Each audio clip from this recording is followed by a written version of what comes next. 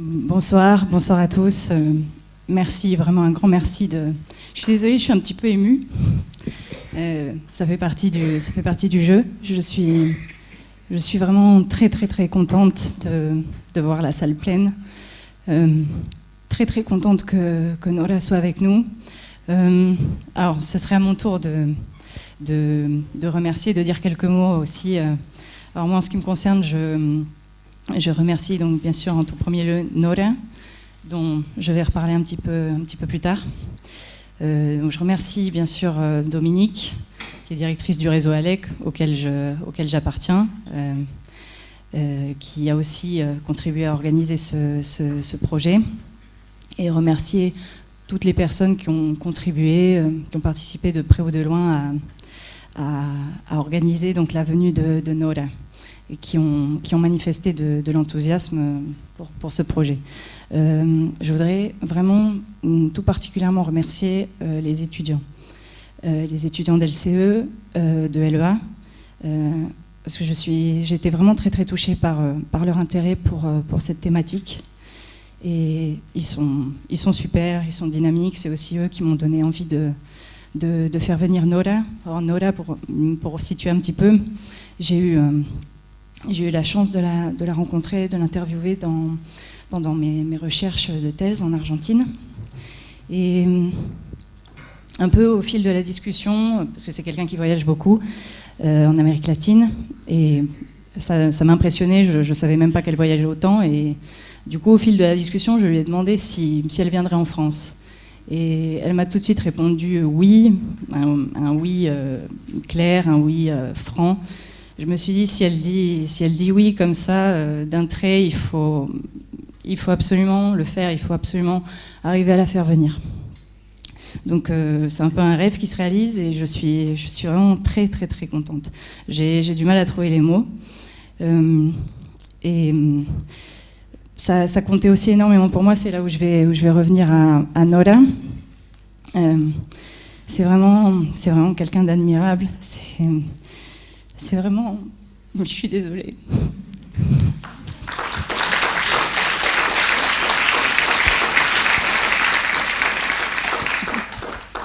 Disculpa.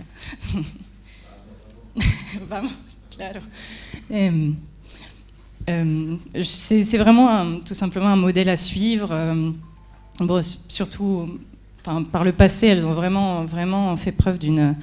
je crois de tout ce qu'on peut imaginer du point de vue de la résistance, du point de vue du courage. C'est un peu ce que je dis. Nora était professeure de couture avant la dictature, avant que son fils disparaisse. Et à partir du moment où son fils a disparu, bien sûr, sa vie a complètement pris un autre sens.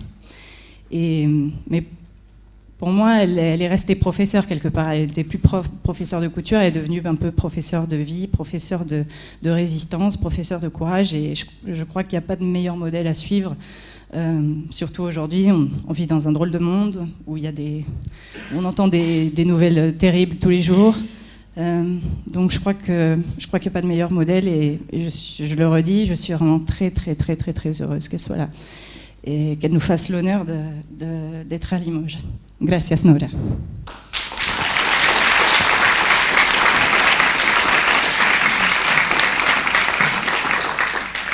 Et alors pour l'organisation de comment ça va se passer ce soir. Donc Nora va bien sûr parler. On fera pas d'interruption trop fréquente pour pas que ça coupe son récit. On fera des petites pauses de temps en temps où je retranscrirai ce qu'elle a dit. Et ensuite, sur la partie... Nora est très attachée au dialogue, aux questions. Elle aime vraiment les échanges. Vraiment partager avec les gens. Donc... Elle m'a dit qu'à tout moment, si pendant la conférence, pendant qu'elle parlait, ou si quelqu'un avait envie de poser une question, qu'il n'hésite pas à lever la main. Voilà, les questions, c'est très important pour elle. Et sur la partie questions-réponses, on tenait aussi à mobiliser les étudiants par rapport à ce projet. Donc il y aura 4 étudiants qui sont en première année d'espagnol, qui sont très dynamiques, très motivés, toujours à fond, et qui vont traduire à tour de rôle les questions et les réponses, parce que voilà, on pense aussi aux non-hispanophones. Il y a beaucoup de gens qui comprennent l'espagnol ou qui le parlent, mais on va essayer de s'adapter le plus possible aux gens qui ne le parlent pas. Donc voilà, un petit peu de compréhension aussi de la part des hispanophones par rapport à ça. Je vais rajouter un merci à un des étudiants qui va traduire ce soir, qui s'appelle Quentin Jameau, et qui a fait un portrait magnifique de Nora qui apparaît sur l'affiche. Et alors, entre autres, il fait aussi d'autres portraits, d'autres personnalités liées aux droits de l'homme. Grand-mère de la Place de Mai. Voilà. Donc c'est quelqu'un qui a beaucoup de talent, et je le remercie pour son travail, et merci à tous.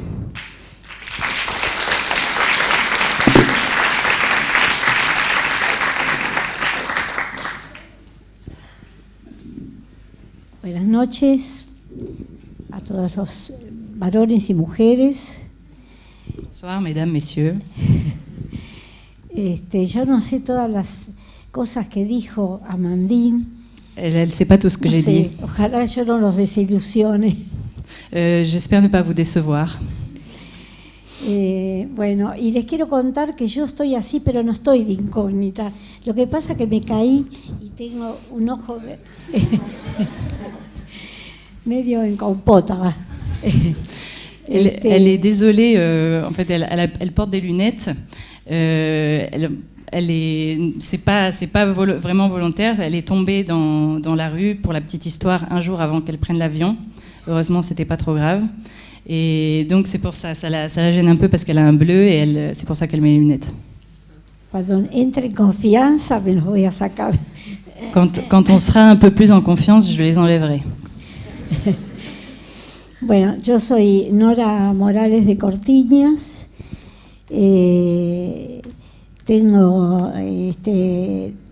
Parí 2 hijos.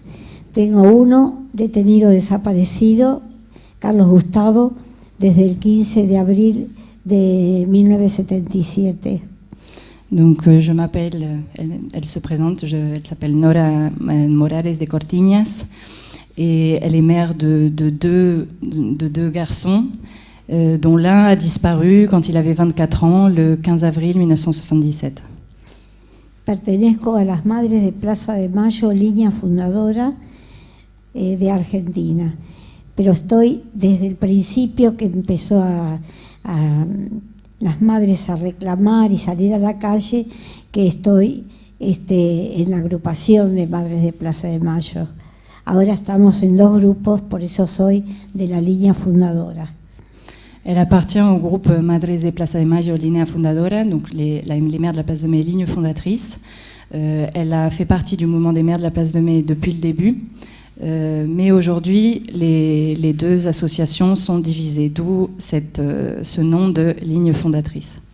Primero quiero agradecer a Dominique y a Amandine, 2 encantadoras mujeres, que gracias a ellas estoy yo acá invitada a compartir con ustedes esta noche. Elle le remercie, Dominique. Decilo de encantadoras.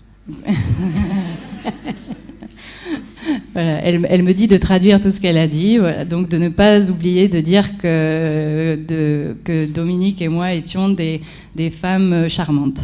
Voilà.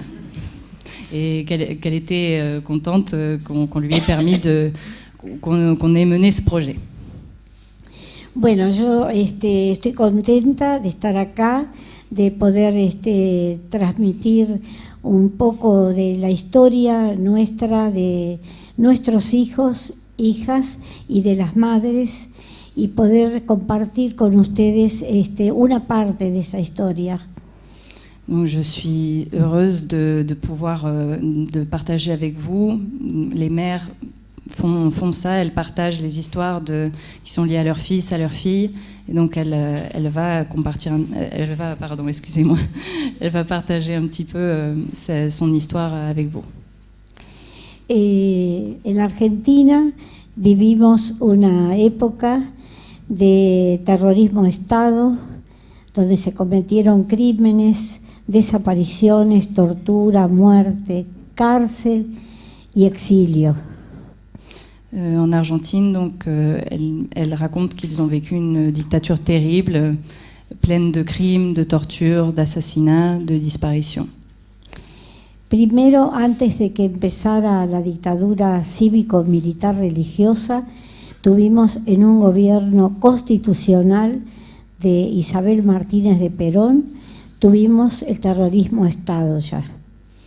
Avant la dictature civico-militaire religieuse qui a commencé en 1976 par un coup d'État, elle précise que c'est ce qu'on a appelé le terrorisme d'État, mais elle précise que ce terrorisme d'État a commencé en temps de gouvernement constitutionnel, donc avant le coup d'État de 1976.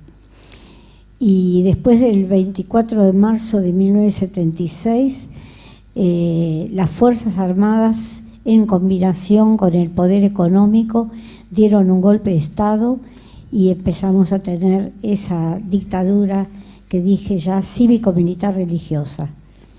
Et donc ce 24 mars 1976, les forces militaires ont pris le pouvoir, aidées par une partie de la société civile, et ont commencé donc cette dictature. Elle insiste sur le terme de civico-militaire religieuse.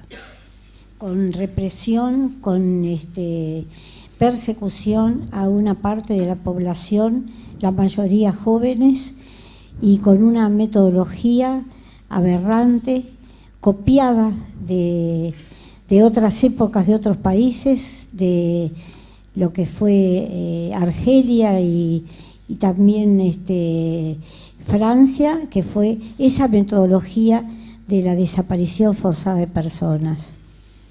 Et donc cette dictature a mis en place un système de méthodologie de disparition forcée, donc un système de crime qui a été déjà copié d'autres politiques, notamment la guerre d'Algérie qui a été menée par la France, qui menait déjà qui organisait des crimes avec la disparition forcée de personnes. Pero en Argentina la época esta de terrorismo de Estado y de persecuciones en realidad fue comenzada desde el Departamento de Estado de Estados Unidos, a través de una visita que en los años 70 hizo el señor Kissinger, que vino a organizar las dictaduras del cono sur de América Latina. Donc le terrorisme d'État, dans les années 70, s'est mis en place avec la participation des États-Unis, notamment de Henry Kissinger, qui dans les années 70 a commencé à infiltrer un peu en Amérique cette méthodologie de disparition forcée. No fue que un grupo de jóvenes alocados, rebeldes, provocaron esa respuesta o ese ataque del poder económico junto con las Fuerzas Armadas. Les jeunes qui ont été victimes de ces disparitions n'étaient pas responsables de cette politique. Ils étaient simplement en train de lutter contre ce pouvoir économique omniprésent et un système néocolonial. Sino que para imponer un sistema político imperialista, neocolonial, brutal, esos sistemas que provocan mucha pobreza y hacen que mucha gente, poca, mejor dicho, se vuelva muy rica.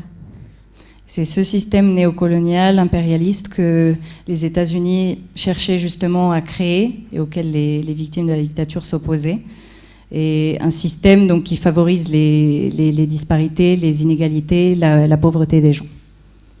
Se podría decir que ya esa búsqueda de imponer en la Argentina esas situaciones de represión empezó en el año 55, cuando bombardearon la Plaza de Mayo, donde ya hubieron muchas muertes que hasta el día de hoy no se pudieron contabilizar. On pourrait même dire que cette politique de néocolonialiste a commencé déjà en 1955, au moment où il y a eu un bombardement sur la place de Mai. Y cuando empieza ya en el año 76, esa época del terrorismo de Estado, ya empezó una represión sistemática, masiva, en todo el país, una persecución muy siniestra. Et donc en 1976, au moment où le coup d'État a lieu, cette méthodologie qui couvait déjà un petit peu en Argentine, s'est vraiment mise en place de façon systématique et brutale. Empiezan a formarse campos de concentración y muerte. Más de 500 hubo en esa época en Argentina. Donc des camps de concentration ont été créés, des camps de la mort, et il y en a eu environ 500 en Argentine. Donde la gente que era secuestrada era llevada a esos lugares de tortura, uno de ellos emblemático, que quizá algunas personas que están acá hayan ido a la Argentina y lo hayan visto, que es la Escuela de Mecánica de la Armada. Alors, il y a eu un des camps de la mort qui a été le plus grand, le plus symbolique, peut-être certains en ont entendu parler, c'est l'ESMA, donc les lettres école supérieure de mécanique de la marine, d'où l'ESMA. Donde pasaron más de 5.000 personas, hombres y mujeres, y también muy jóvenes, y donde en ese accionar también se apropiaron de bebés de las madres embarazadas que eran secuestradas y pasaban por ese lugar tan siniestro. On considère qu'environ 5000 personnes sont passées par ce camp de la mort de l'ESMA, des hommes, des femmes. Nora précise aussi une des facettes du terrorisme d'État qui consistait à l'ESMA sont nés des enfants donc de mères qui avaient été séquestrées, emmenées dans ce camp en étant enceintes. Imagínense a dónde llegó la criminalidad de ese conjunto de genocidas, que apropiarse, primero, torturar a una madre embarazada con el bebé en su vientre. Donc, impossible d'imaginer la criminalité de ce qui a été fait dans ces camps. Torturer, exercer des tortures sur une femme enceinte, donc sur son enfant, c'est vraiment quelque chose qui n'a pas de mots. Y luego, apropiárselo de esa madre cautiva y entregarlo a familias de policías, de militares, de empresarios, a esos bebés ya habiéndole sacado su propia identidad. Donc, ces enfants qui naissaient dans des camps de concentration étaient volés, on leur volait leur identité, on les remettait à des familles de militaires, de chefs d'entreprise, de personnes liées au régime. Et donc ces enfants, dès leur naissance, étaient privés vraiment de toute leur identité.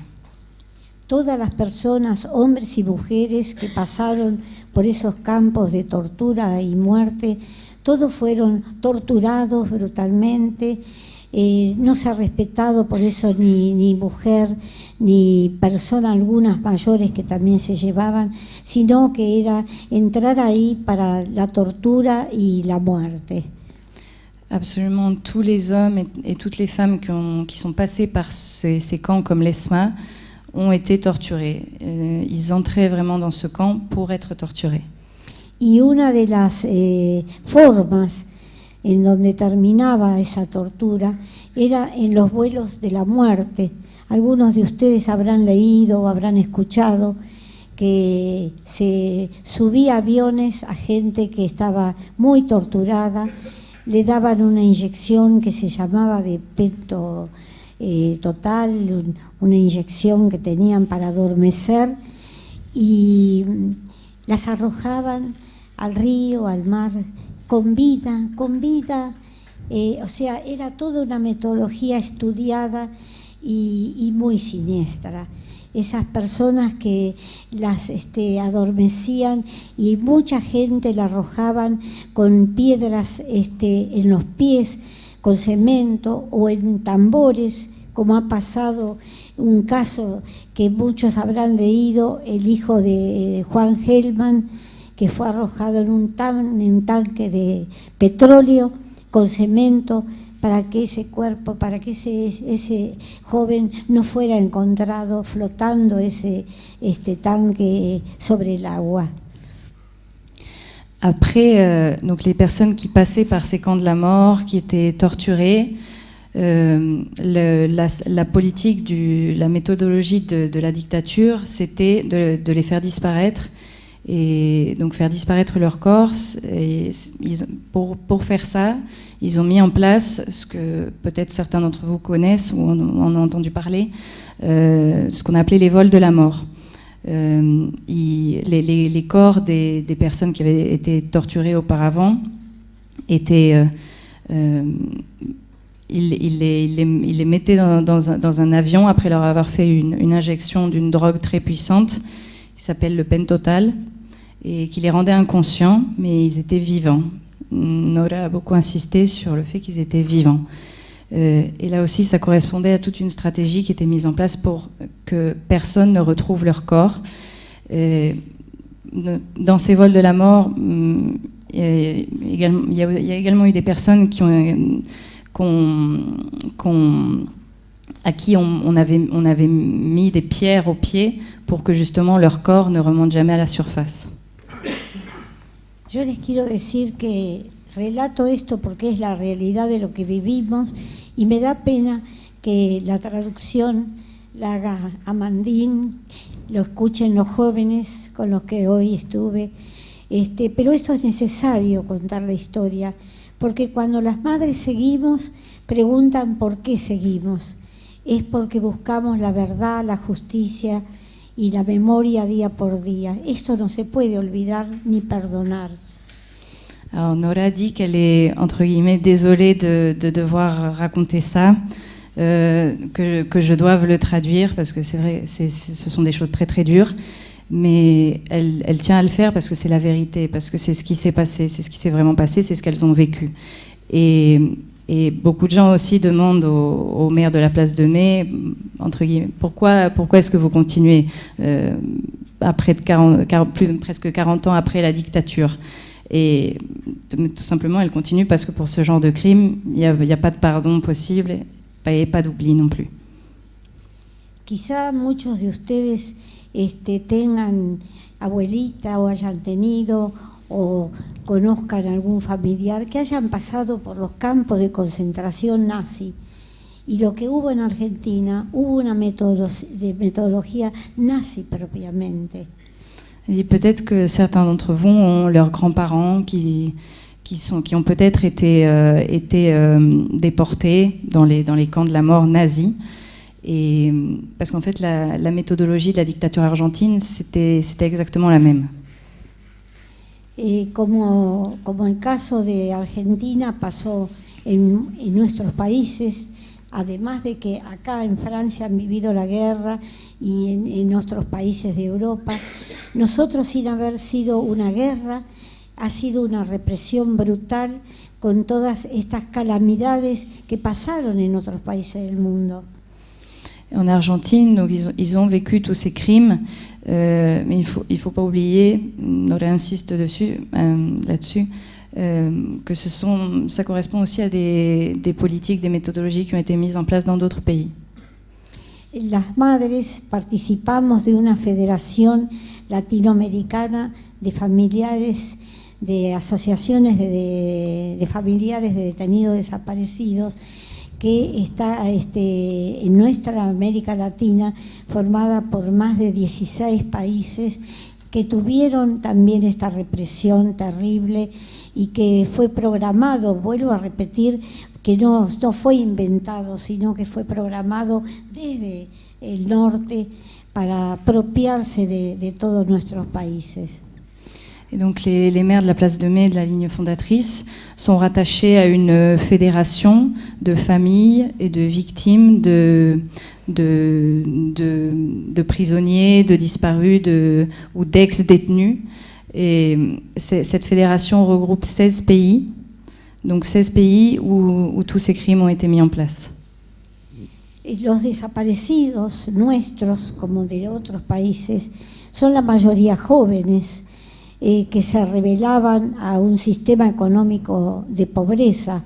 Había ingenieros, abogados, médicos, jóvenes estudiantes que siguen siendo perseguidos ahora en este momento en otros países, como ha pasado en México, especialmente estos últimos días, en Kenia, una persecución también especial a los estudiantes, mujeres y varones. Han sido obreros especializados, ha sido un cúmulo de gente que la mayoría jóvenes. Elle insiste bien sur le fait que les disparus en Argentine étaient tous des gens jeunes, des gens qui travaillaient, des ingénieurs, des avocats, des médecins, des gens qui voulaient construire un monde meilleur, qui luttaient pour certains idéaux et qui s'opposaient à tout un système qui était justement dirigé par le système selon le modèle américain, en fait, qui s'opposait au modèle américain. Et que ce sont des crimes, elle insiste encore là-dessus, qui ne se sont pas seulement produits en Argentine.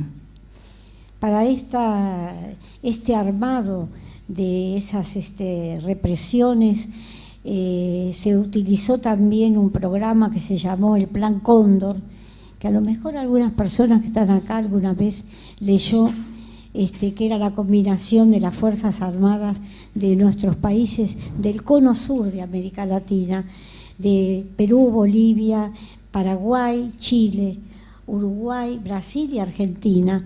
El cono sur, una combinación entre las Fuerzas Armadas para buscar a la gente que se iba a un exilio, que escapaba de la muerte, y las Fuerzas Armadas de cada país lo iban a buscar. Los jóvenes que se habían ido, por ejemplo, de Argentina a Uruguay, las Fuerzas Armadas tenían su combinación para irlos a buscar, llevarlos a los campos de concentración. Los chilenos que venían a Argentina eran buscados también por la DINA, todos esos servicios de inteligencia que era la espía y la persecución de estos jóvenes. Et donc la persécution de tous ces jeunes gens qui ont disparu a été favorisée par un plan, une opération dont peut-être certains ont entendu parler, qui s'appelle l'opération Condor, et qui était en fait un plan qui réunissait toutes les dictatures du cône sud. Donc qui réunissait l'Uruguay, le Paraguay, l'Argentine, la Bolivie, le Brésil et le Chili. Et c'est-à-dire que tous les systèmes de renseignement des dictatures qui menaient la répression collaboraient entre eux. Et donc, ce qui faisait que si, par exemple, un militant chilien cherchait à s'enfuir de son pays, cherchait à passer la frontière pour échapper à la répression de son pays, échapper à la DINA, par exemple, qui était la police de Pinochet, il ne pouvait pas, puisque les pays collaboraient entre eux, et s'il fuyait le Chili, il allait être arrêté en Argentine ou en Bolivie, par exemple.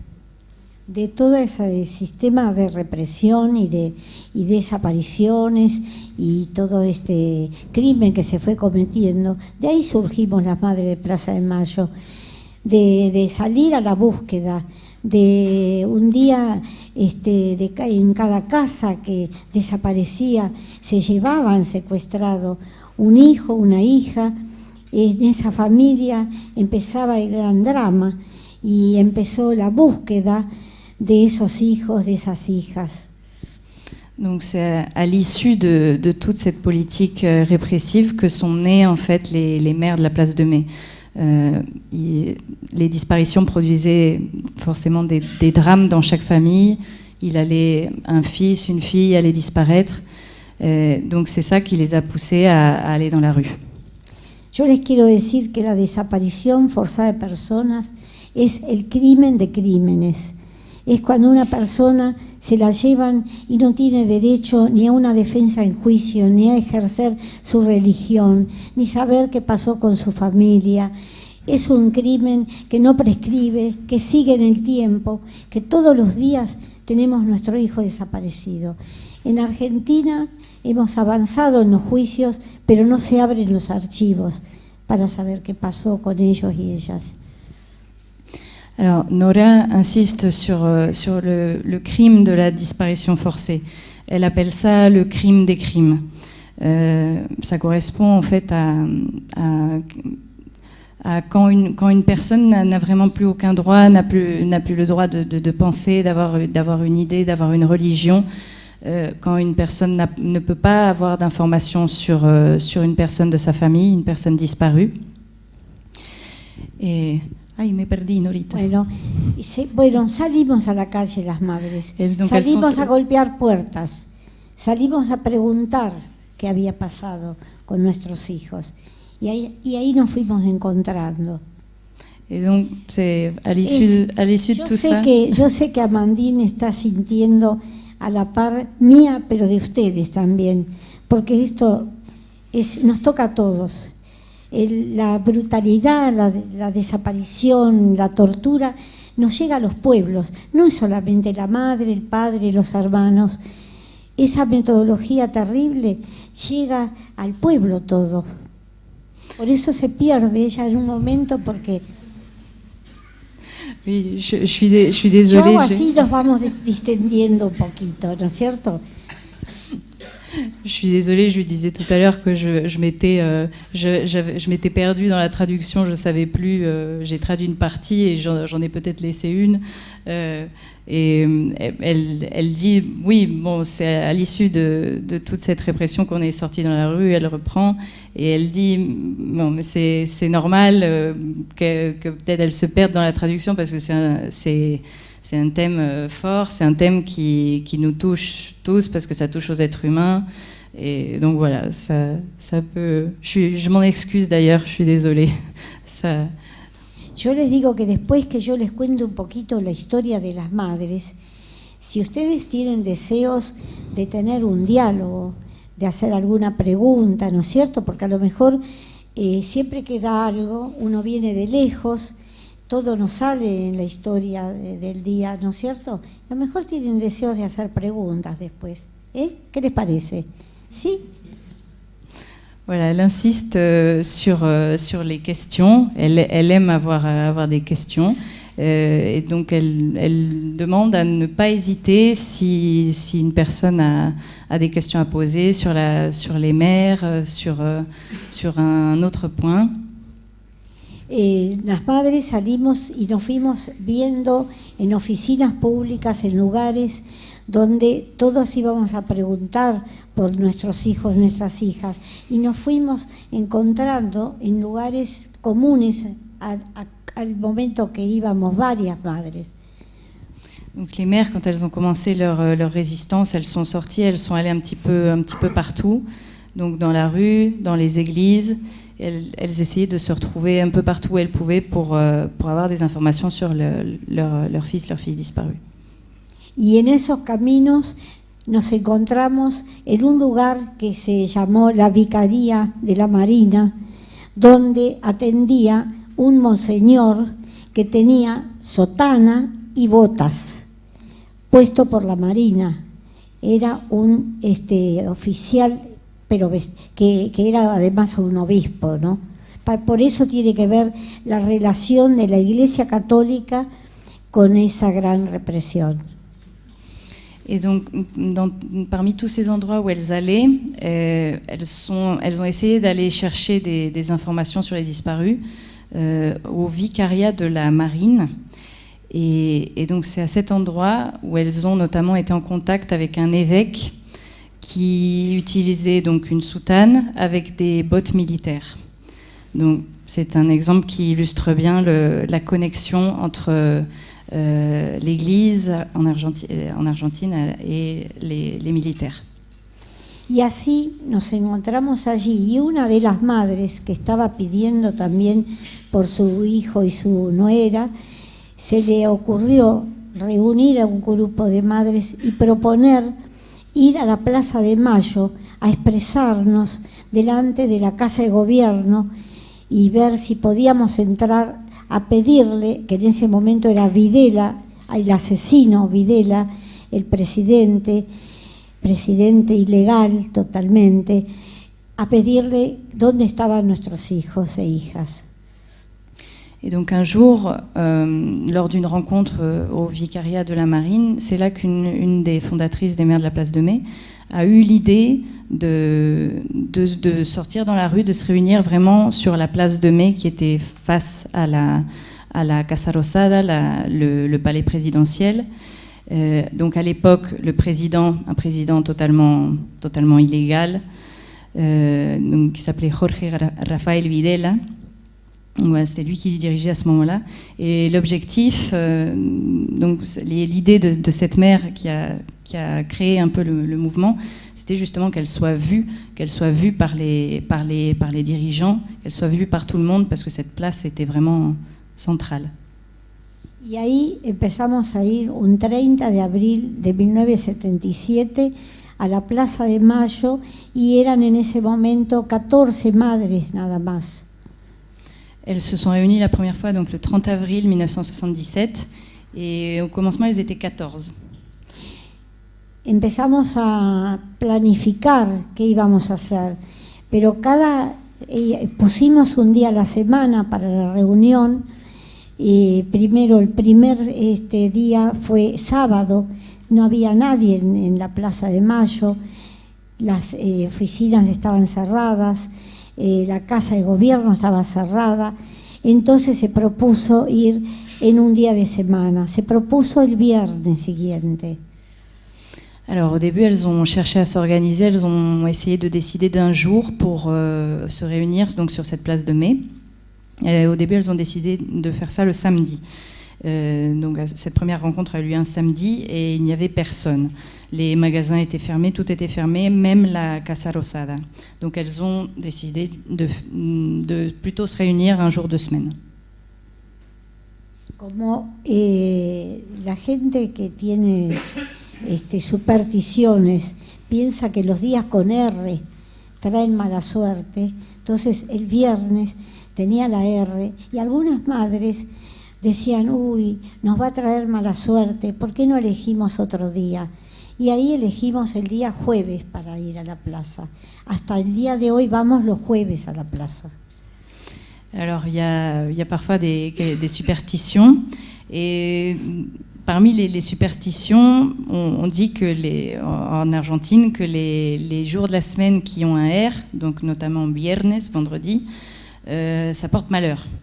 Donc du coup, elles ont dit non, le vendredi, c'est pas possible. Et elles ont décidé de plutôt se réunir le jeudi, jueves.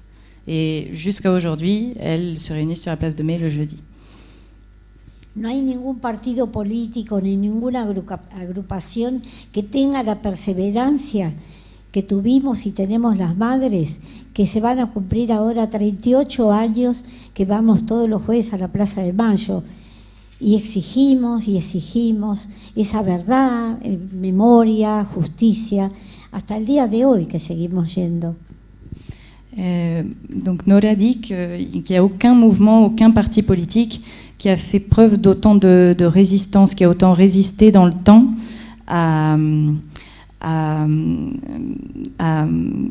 qui a mené une résistance pendant aussi longtemps. Ça ferait presque 40 ans, 38 ans, donc oui, on n'est pas loin des 40 ans. Et donc vraiment, elles ont eu cette persistance d'aller tous les jeudis, absolument tous les jeudis à la place. Sí. Bueno, a ver, pardon. Ah, une question pour moi.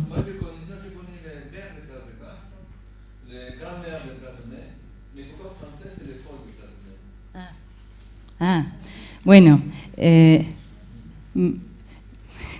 bueno, traduzco. Después los chicos los estudiantes van a hacer la traducción de las preguntas. Pero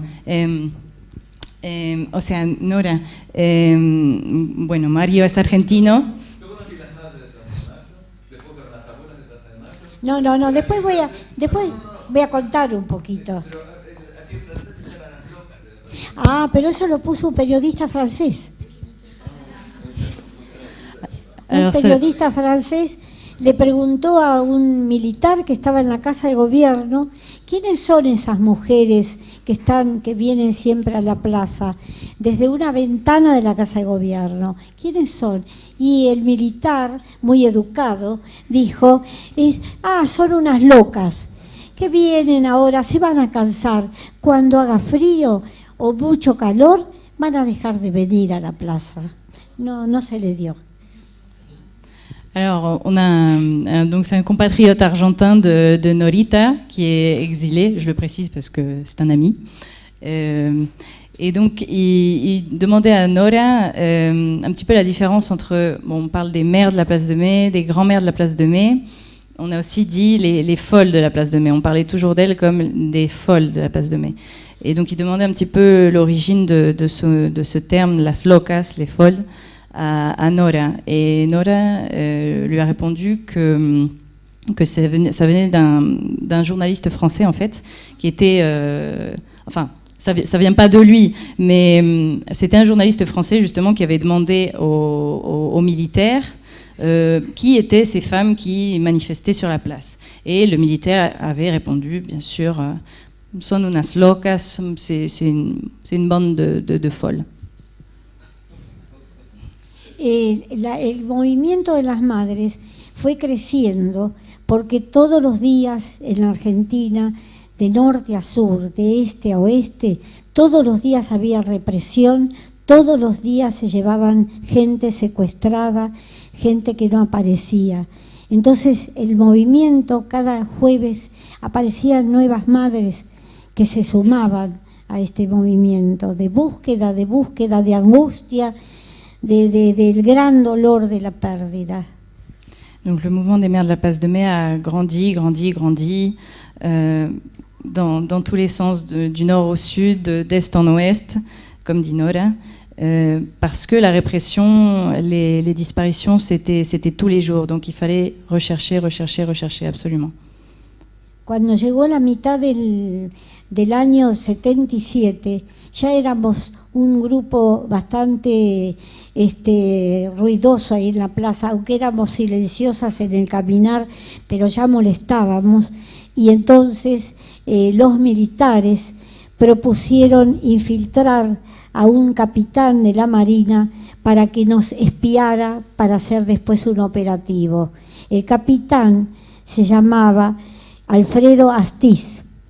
A lo mejor alguno de ustedes lo habría escuchado. Se hacía pasar por hermano de un desaparecido para arrimarse a las madres. Alors, au milieu de l'année 1977, le mouvement des mères de la place de Mai commençait vraiment à être très important. Et donc forcément, ça ne plaisait pas aux militaires. Et les militaires ont eu l'idée d'infiltrer les mères de la place de Mai à l'intérieur de leur mouvement, en fait. Et ils l'ont fait par l'intermédiaire d'un militaire qui s'appelait Alfredo Astiz, qu'on a surnommé l'ange de la mort, et qui justement a été choisi pour, je pense que Nora va continuer, mais pour réussir à s'infiltrer dans le mouvement pour essayer de les détruire. A la plaza venían a acompañarnos algunas personas. Nosotros no queríamos que vinieran los jóvenes, nos molestaba que apareció este joven que era el capitán de la muerte, y venían a acompañarnos dos monjas francesas, Léonie Duquet y Alice Domon, que eran dos religiosas francesas que eran solidarias, eran misioneras y habían venido a la Argentina unos años antes a trabajar y colaborar con la gente, los campesinos de las ligas agrarias. Elle évoque deux religieuses françaises, Alice Domon et Léonie Duquet, qui ont soutenu les maires. Les maires n'aimaient pas trop que des personnes jeunes se mettent en danger, entre guillemets, en s'associant à leur lutte. Mais ces religieuses l'ont fait, les ont aidées, ont toujours aidé les maires à cette période, vers 1977. Y capitán Astiz, que se hacía llamar Gustavo Niño, espiaba a las madres que más figuraban o más se movían, y en ese espía él iba pasando información. Cuando llegó un día que estábamos preparando una solicitada que iba a salir, que salió el Día de los Derechos Humanos, 8 de diciembre de 1977, se armó un acto de represión que yo voy a seguir contando. Bueno. Et donc Alfredo Astiz a essayé de se rapprocher des mères en se faisant passer pour un frère de disparu. Donc il a changé son nom, il a dit qu'il s'appelait Gustavo Niño. Et il a réussi à Nora va continuer après, là, tout de suite. Mais il y a eu un jour en particulier où les mères essayaient de réunir des fonds, de s'associer pour obtenir des réponses sur le sort de certains disparus. Et c'est ce jour-là qu'il a réussi à vraiment, où ça a été le symbole de son infiltration du mouvement. Ese día 8 de diciembre, las madres habíamos decidido ir a retirar el dinero que donaba la gente para los familiares, para poner el nombre del hijo en esa solicitada. Entonces ese día había que reunir el dinero que se juntaba de monedas, de poco, para ir a pagar el día 9 esa solicitada a un diario que era conservador, pero que había por primera vez aceptado poner los nombres de nuestros hijos y nuestras hijas. Et donc les mères se réunissaient pour réunir des fonds pour solliciter des réponses sur les disparus. Elles avaient besoin d'argent. Et donc c'est ce jour-là, le 8 décembre 1977, qu'il a profité que les mères se réunissaient.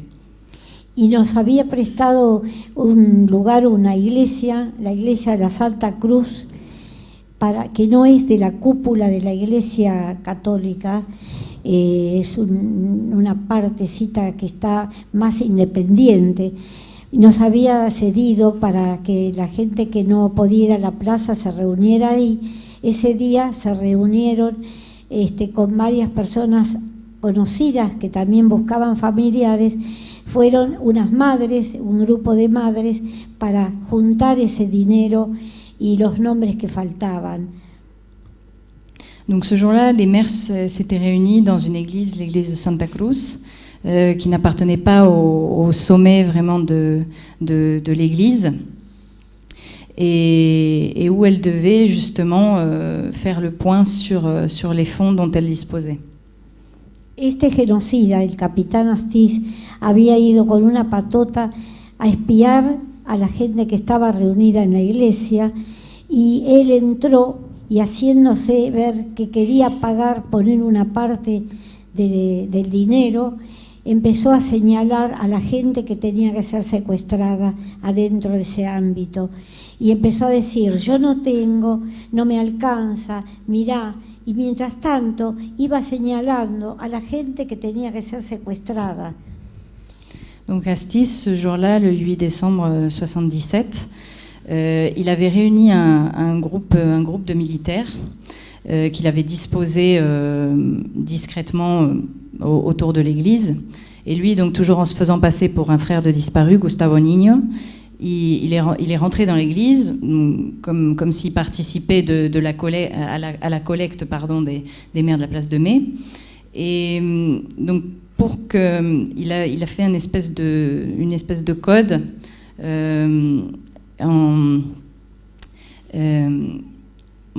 en faisant un geste comme pour mettre de l'argent ou dire j'ai pas assez ou il me manque ça.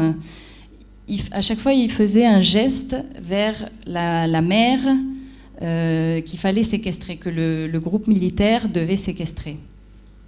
Cuando había terminado la reunión y este grupo de gente se retiraba de ese lugar que le habían dado en la iglesia, entró una patota de militares y empezó a llevarse a la gente que había marcado Astiz. La subieron a los coches y se la llevaron. Entre ellas estaban dos de las madres que no aparecieron y se llevaron a una de las monjas. Se llevaron a Alice Domon, de ahí, de esa iglesia. Et donc, juste après avoir fait ces gestes, avoir signalé les mères qui devaient disparaître, qui devaient être arrêtées, pardon. Donc les mères, au moment où elles sont sorties, les militaires les ont capturées, les ont mises dans des voitures et les ont séquestrées, les ont emmenées dans des camps. Et donc parmi ces mères, il y avait 2 des fondatrices et une des religieuses françaises dont elle parlait tout à l'heure, Alice Domon. Y al día siguiente, a los 2 días, cuando ya se había puesto la solicitada en el diario, con mucho miedo, porque ese día fue Azucena Villaflor de Vincenti también a colocar esa solicitada.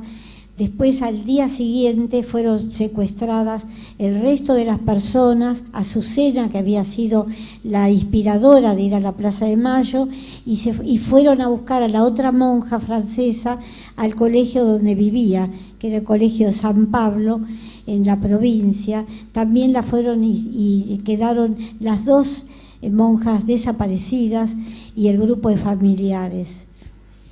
Et le jour suivant, donc jour où la demande des mères allait apparaître dans le journal, elles avaient très peur de ça, mais elles le faisaient quand même.